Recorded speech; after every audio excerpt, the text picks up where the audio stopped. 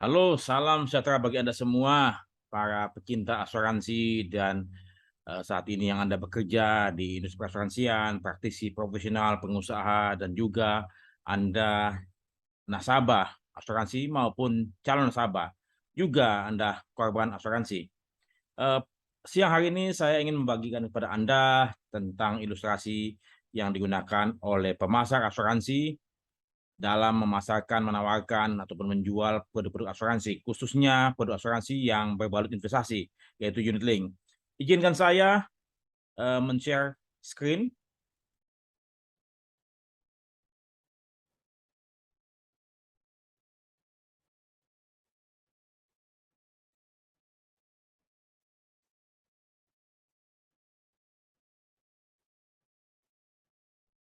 Oke, saya bagian judul lucu. Ilustrasi asuransi bukan bagian dari kotak asuransi. Ya, saya buat ini karena pada saat saya membuat materi modul ERIC 1003 Insurance Law and Regulation, saya menemukan bahwa ada sesuatu yang lucu dari asuransi ini terkait dengan ilustrasi. Mari kita mulai. Ya, ilustrasi alat peraga yang digunakan dalam pemasaran dan penjualan asuransi jiwa, khususnya yang berbalut investasi.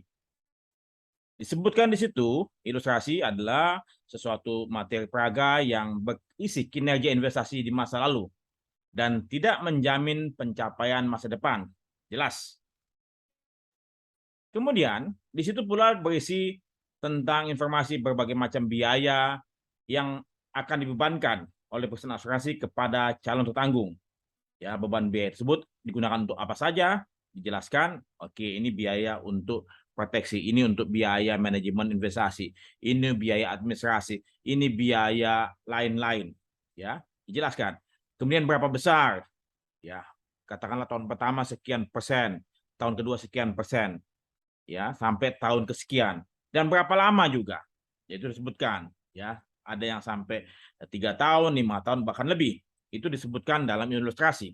Oke, kemudian calon tertanggung menerima penjelasan pemasar terkait ilustrasi ini, ya, jadi pemasar menjelaskan ilustrasi ini di hadapan tertanggung.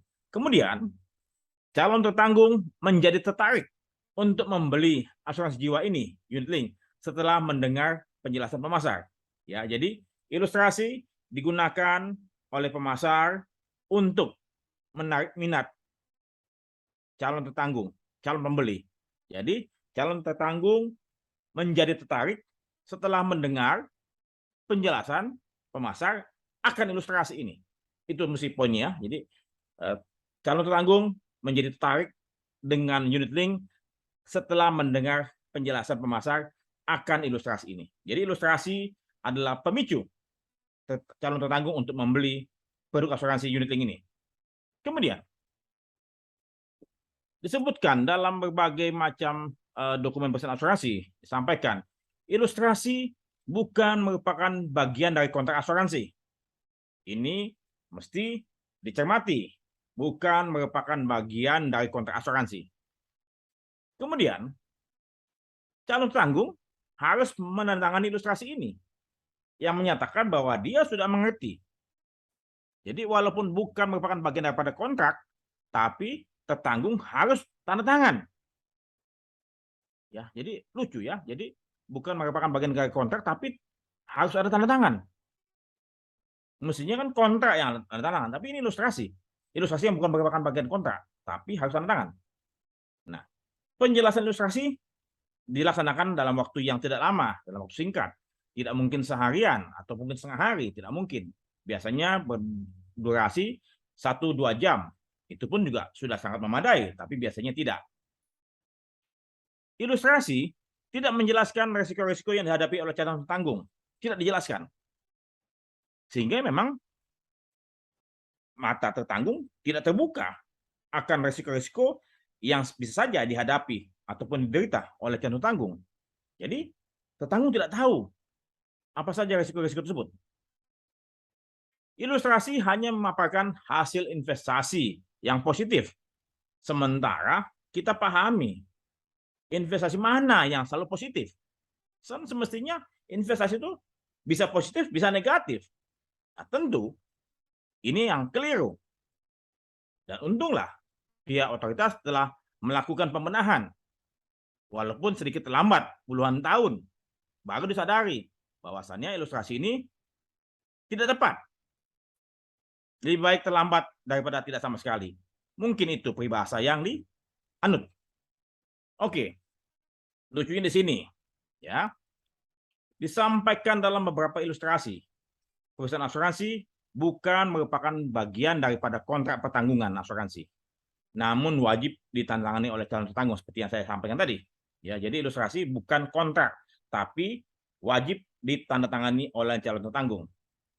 Kemudian, pada kenyataannya, ilustrasi dipakai sebagai dasar perusahaan asuransi untuk mengenakan berbagai macam biaya, berapa lama, berapa besar, dan digunakan untuk apa saja. Ya, jadi perusahaan asuransi memakai ilustrasi itu untuk mengenakan berbagai macam biaya. Padahal ilustrasi bukan bagian daripada kontrak. Kalau bukan bagian daripada kontrak, maka secara legal ilustrasi tidak bisa digunakan oleh perusahaan asuransi untuk melakukan pembebanan biaya apapun. Karena bukan merupakan bagian daripada kontrak. Kalau bukan kontrak, mengapa dipakai sebagai dasar untuk mengenakan biaya? Apakah ada yang keliru? Semestinya sesuatu hal yang dipakai sebagai dasar kontrak, biaya dan segala macam, harusnya masuk apa? Masuk bukan dalam ilustrasi, tapi masuk dari mana? Dalam masuk proposal, quotation, offering. Tapi bukan dalam ilustrasi. Oke. Nah, saya ingin bertanya kepada Anda, para ahli hukum, ya. Anda yang mengaku para ahli hukum nih, mohon bantuan Anda untuk dapat bisa mencermati, bisa memberikan opini ya terkait dengan ilmu, pemahaman dan pengalaman Anda, dan baktikan, kontribusikan kebaikan Anda bagi industri perasuransi Indonesia. Ya, jadi kita membenahi industri perasuransi Indonesia dengan baik agar industri ini dapat lebih dipercaya dan dapat bertumbuh berkembang seiring dengan pelayanan yang lebih baik kepada masyarakat luas. Oke, apakah ilustrasi merupakan bagian daripada kontrak asuransi? Karena tidak semua perusahaan asuransi mengatakan demikian. Ada yang tidak jelas. Bila bukan merupakan kontrak asuransi, legalkah perusahaan asuransi menggunakan ilustrasi dalam membebani tertanggung dengan berbagai macam biaya-biaya? Kemudian, pantaskah ilustrasi dijadikan bagian daripada kontrak asuransi? Karena calon tertanggung memutuskan membeli produk asuransi setelah mendengar penjelasan ilustrasi oleh pemasar. Tanpa ilustrasi, tertanggung tidak akan tertarik. Jadi pemicunya adalah ilustrasi ini. Bila ilustrasi misleading, yang tadi saya sampaikan, bahwasanya ada investasi yang selalu positif, mungkinkah itu? Nah, patutkah perusahaan asuransi bertanggung jawab atas kekeliruan penjualan yang terjadi ini? Anda ragu-ragu menjawabnya. Patutkah perusahaan asuransi bertanggung jawab atas kekeliruan penjualan yang terjadi? Karena ilustrasi misleading selama puluhan tahun. Dan ilustrasi digunakan oleh pemasar untuk menjelaskan produknya. Dan kemudian calon tertanggung memutuskan membeli karena penjelasan ilustrasi ini yang misleading. Semoga Anda bisa memberikan tanggapan yang baik, yang benar, untuk kebaikan industri perasuransi ini. Untuk kebaikan masyarakat kita. Jangan sampai kepercayaan masyarakat kita, Indonesia ini, menurun akibat kita salah melakukan bisnis. Masih banyak yang perlu dibenahi dalam industri ini. Dan saya ingin industri ini menjadi lebih baik dari waktu ke waktu. Salah satunya adalah dengan membangun channel Guru Asuransi yang bisa diakses oleh semua orang. Dan saya berharap semua orang menjadi lebih baik, konsumen menjadi lebih pintar, praktisi menjadi lebih jujur. Terima kasih dan semoga Anda diberkati di bagian kesehatan, keselamatan, dan kebahagiaan. Terima kasih. Sampai jumpa.